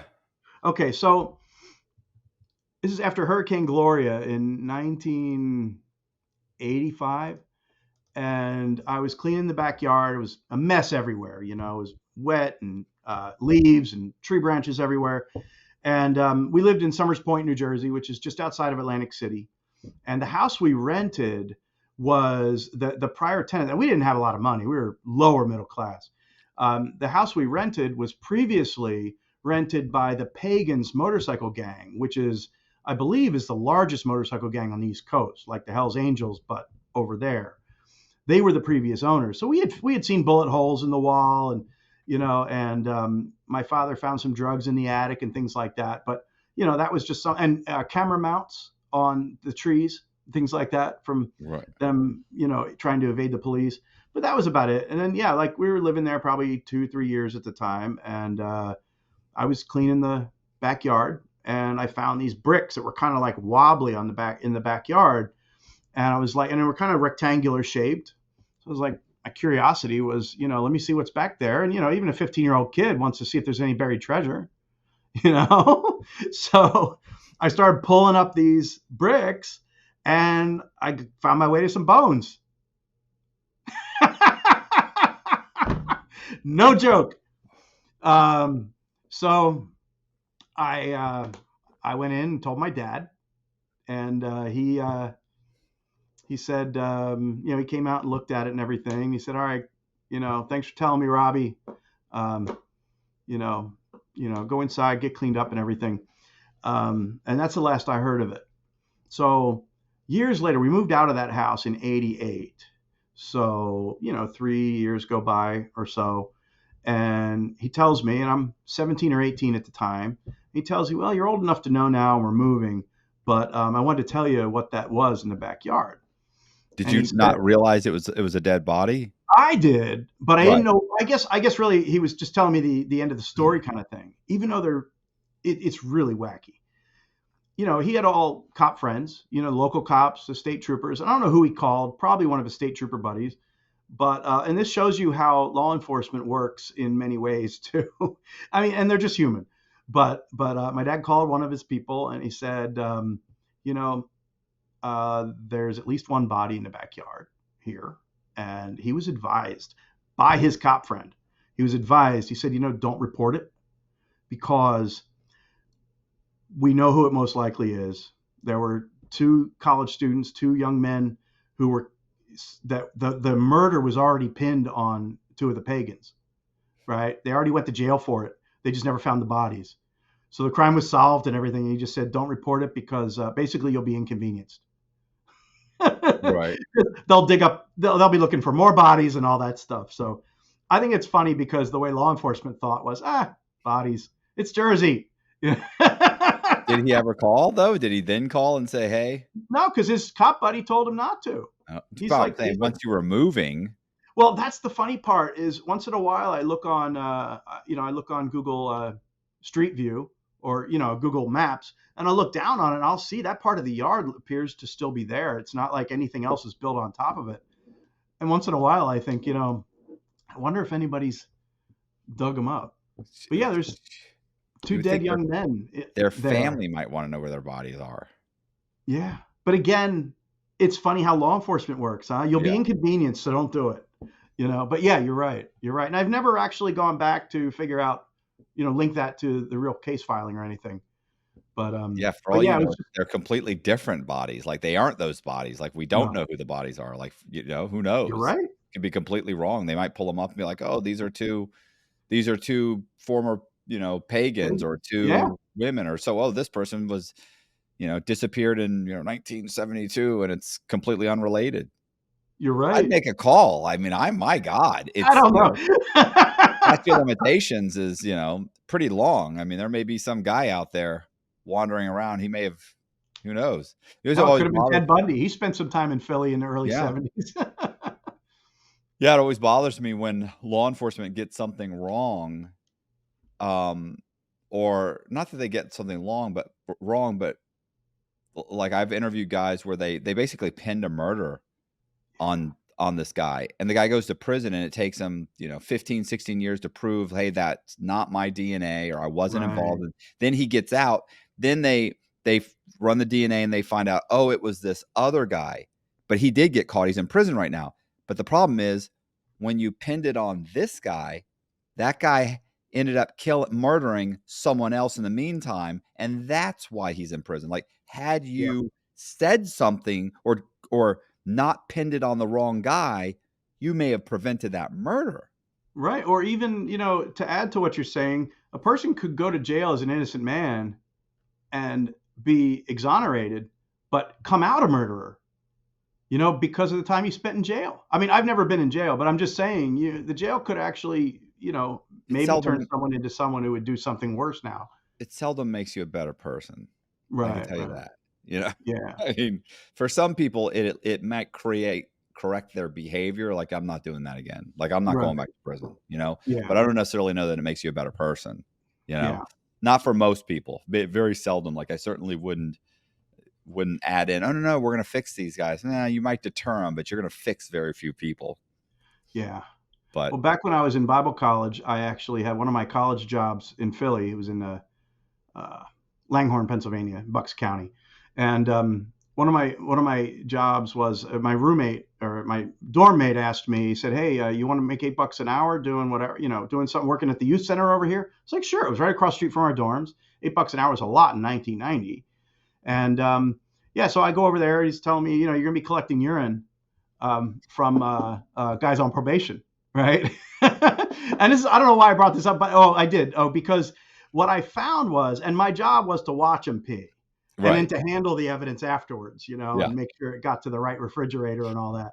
But the reason I mention it is because that was, my kind of eye-opening experience, seeing people who purposely went back to jail, because that's what we would start to see. Like, people just, they had a better time in there than they did on the outside, because I would get to know these folks, Right.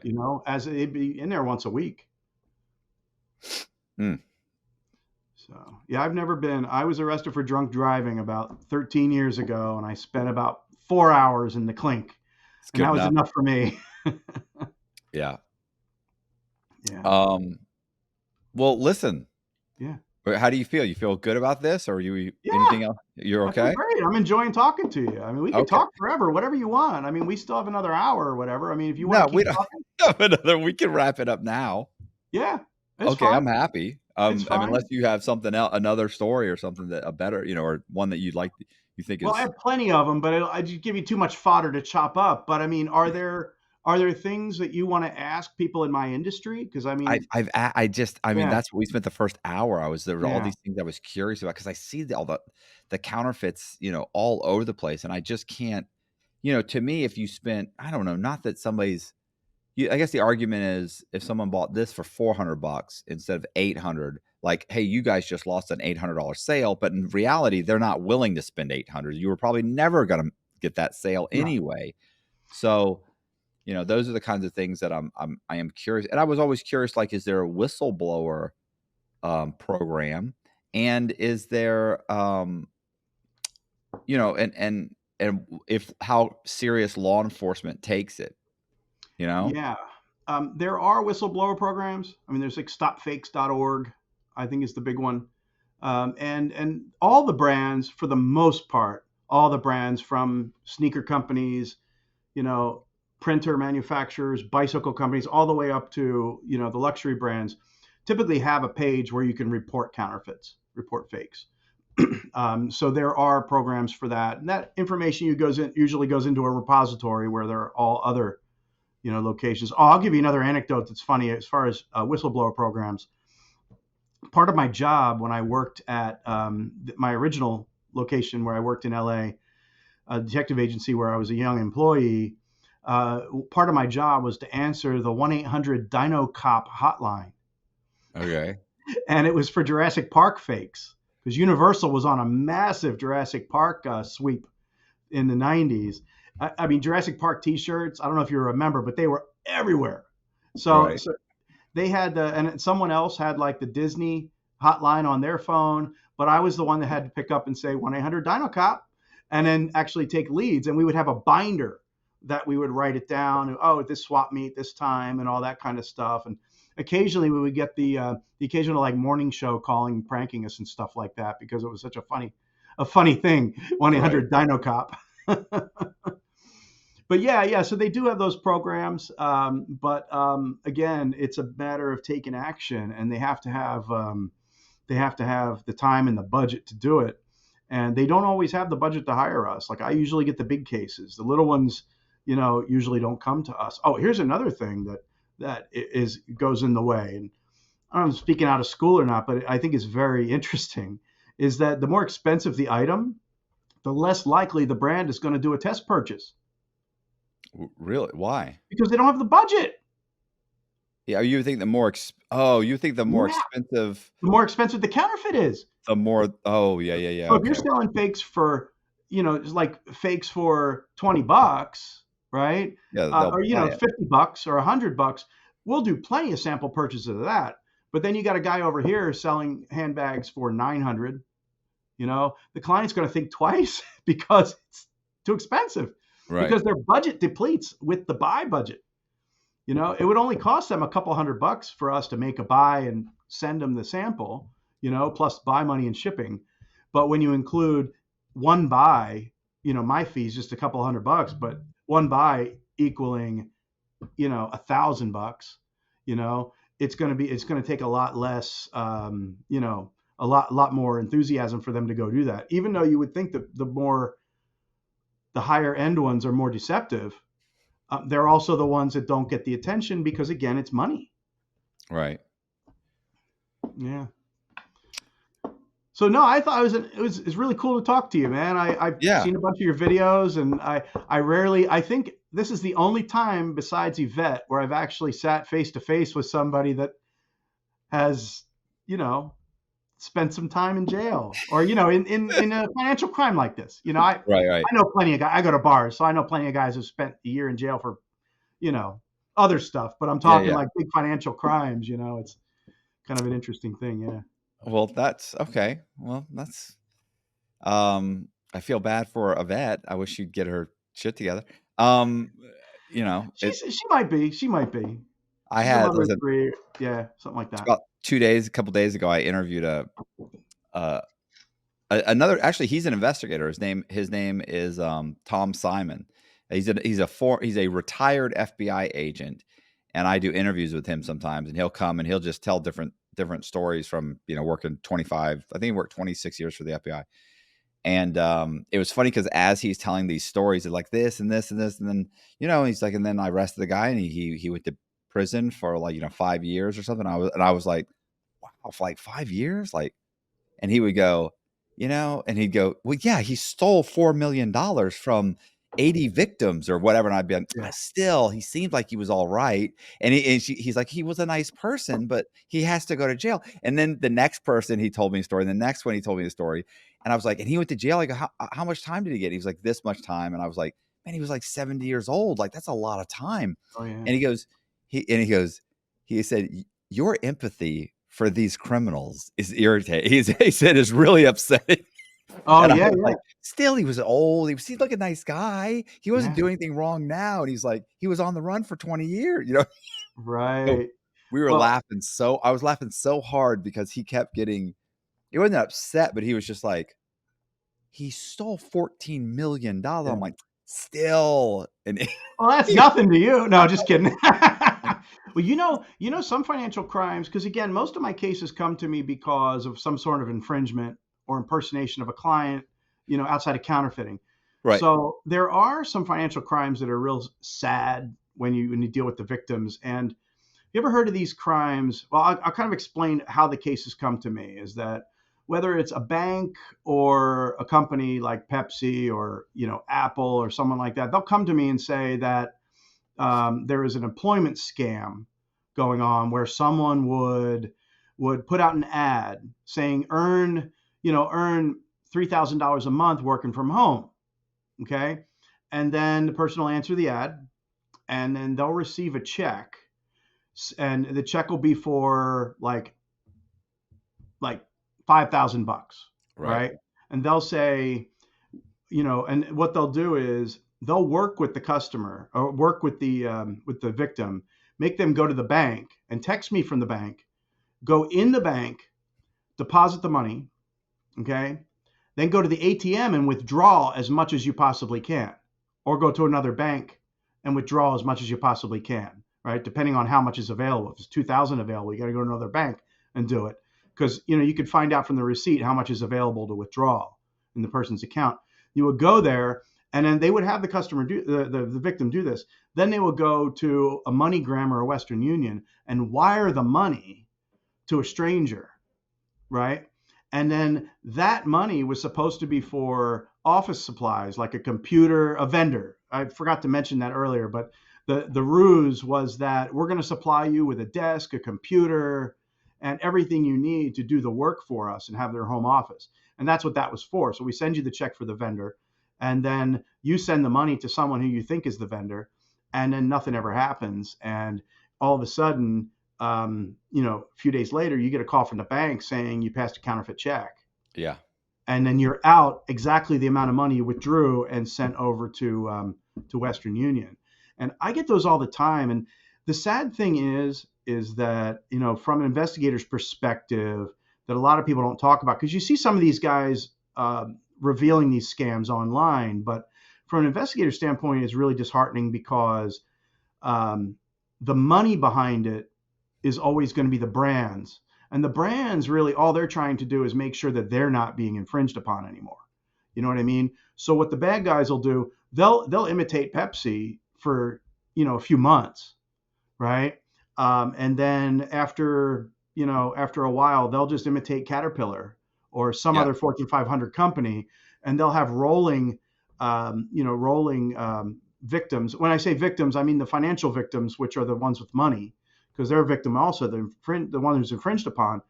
And they'll have a case, and then they'll pass the case on to the FBI, but the FBI doesn't have any evidence that they're connected to these 6,000 other cases. Mm-hmm. So it never reaches the million or 10 million, depending on which FBI office, the threshold that they meet. And the person who sent the money is just out the money. Yeah. And I know anecdotally from all the reports that come from my clients, and my job's to be the sucker. So I end up doing those things and following the scam. But one time I had a call from a brother of a friend.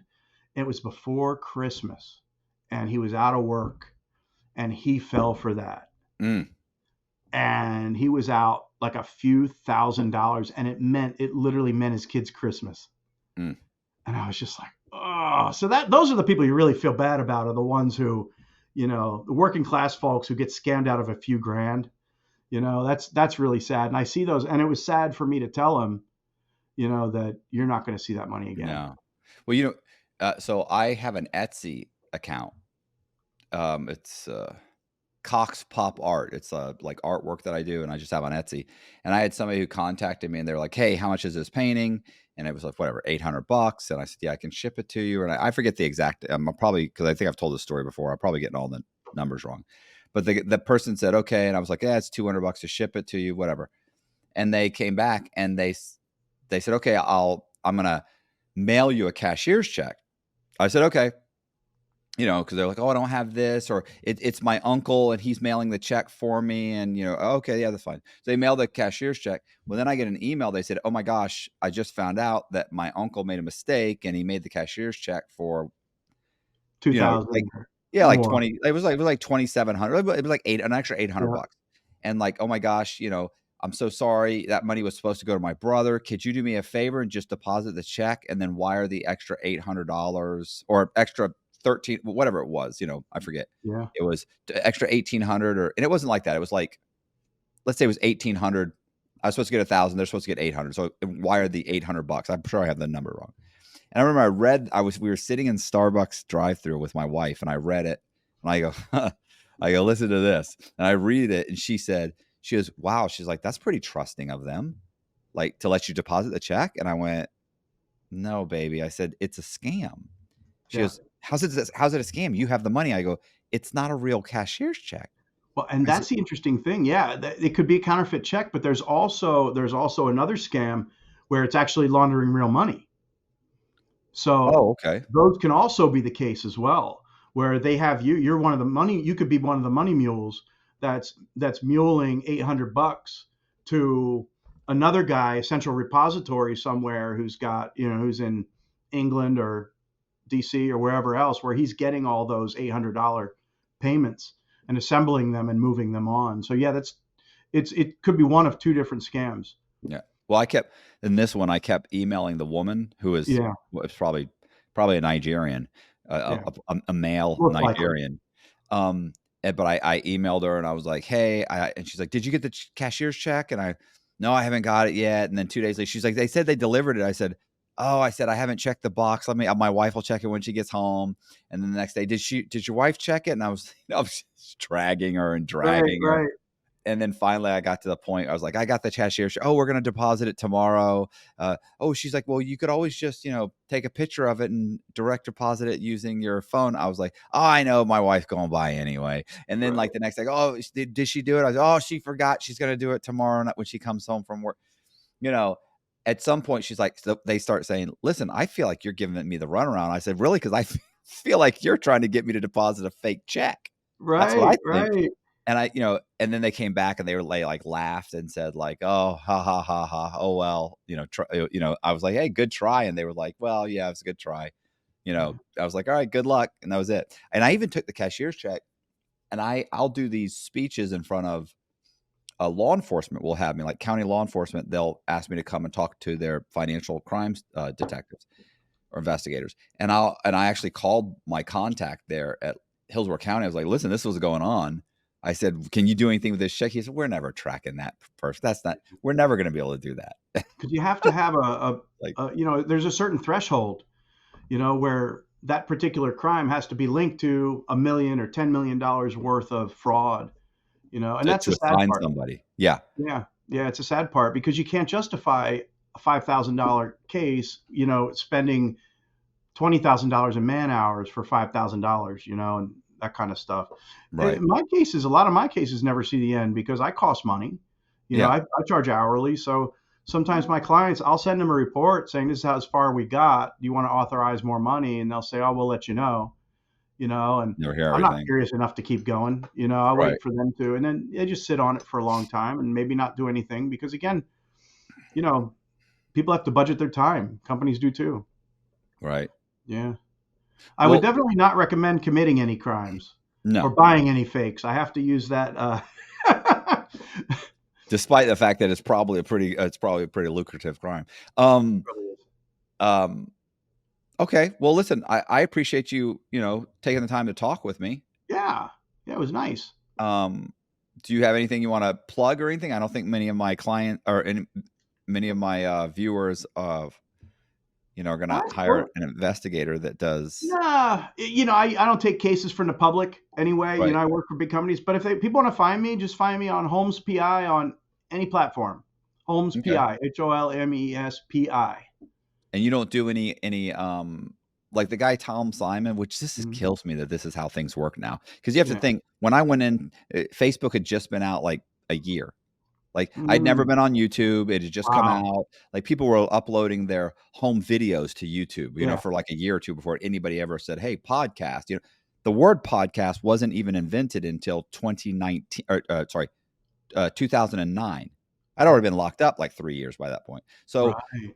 so when I got out, I had no idea what this was, the platform. So, so the fact that a legitimate person kind of advertises on Instagram, Right. to me is bizarre. Like, It you're a is. legitimate, but they're like, oh, go to my Instagram. And you're like, Instagram? Like, isn't that for like Facebook? And they're like, no, it's not. It's more than that. And he has like 200 and something thousand followers. Every time he comes on my show, he ends up getting 2 or 3 You're an different investigator? clients. Yes. Former Wow. FBI. And Wow. his TikToks, every day he does a fraud TikTok where he talks Nice. about different types of fraud. And he broke down the last time we talked. He broke down. He's like, no, he said, every morning I go on the Department of Justice or the FBI website, and I look up all of the press releases, and I see which ones are press release about a resolution. Yeah. Because they'll do multiple. First when they catch them, then like maybe another one midway through, and then they'll do one about like the sentencing. That's Because I cool. typically read all of them, and then I come up with like a 1 minute or a minute and a half video, put my camera down, and I say, there was a guy named John Smith. John Smith lived in such and such, and he set up a company that would invest your money for 18% every single month. Well, that turned out to be a Ponzi scheme, and he goes through his whole thing. That's a special I mean, talent to be able to put together content like that. he does. And he lives Yeah. over 200,000 followers. He's great. Every video gets 20, 30. Sometimes they get 1 million. Wow. Yeah, but he also, he gets a ton of clients. He's got client stories. I don't think he's told me any client stories. They've all been FBI. He's got 25 years of FBI stories. Right. Yeah. All my clients are trademark attorneys, either in-house or Right. outside. So I have a real kind of small customer. I don't even advertise my website much places because very rarely do I get business from my website. It's Right. meeting people in person and referral, and stuff like that. So, I get calls from the public. I'm like, I just give them some kind advice and send them on their way. Hey, this is Matt Cox. I really appreciate you guys watching. Do me a favor and hit the subscribe button if you like the video. Hit the bell so you get notified. Also, please consider joining my Patreon. It's $10 a month. We're going to start putting special videos or specific content for Patreon on the Patreon. $10 a month. Really appreciate it. Leave me a comment, share the video. Thank you very much, and see ya.